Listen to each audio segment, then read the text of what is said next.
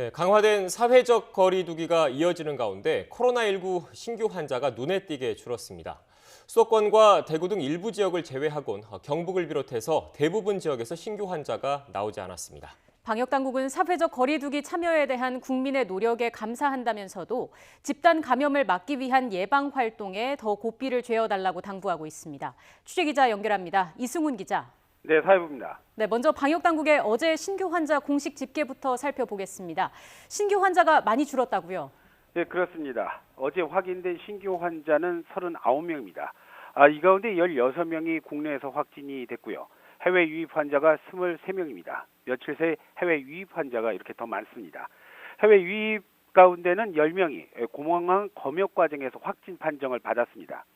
이에 따라서 누적 환자는 모두 1,423명이 됐습니다. 사망자는 어제 하루 4명이 늘어 지금까지 숨진 사람은 모두 204명입니다. 또 어제 197명이 격리 해제돼서 완치 판정된 환자 역시 6,973명으로 늘어났습니다. 네, 지역별 상황도 알아보죠. 그동안 꾸준히 환자가 나왔던 경북 지역에선 신규 환자가 없었죠? 네, 그렇습니다. 어제 경북 지역에 신규 확진자가 없었습니다. 대구 지역 신규 환자 역시 4명에 그쳤습니다.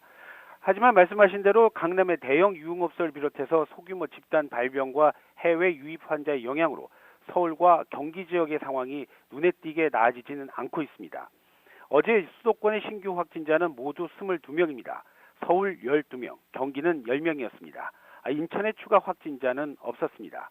이 밖에 경남 2명, 충남에서 1명의 신규 환자가 확인됐습니다. 방역당국은 이런 뚜렷한 감소세에 대한 의료진과 지자체 그리고 국민의 참여에 감사한다고 밝혔습니다. 그러면서도 힘들지만 고삐를 더 죄고 집단 감염을 예방하고 안정 단계에 접어들 수 있도록 조금 더 노력이 필요하다고 당부하고 있습니다. 지금까지 사회부에서 YTN 이승훈입니다.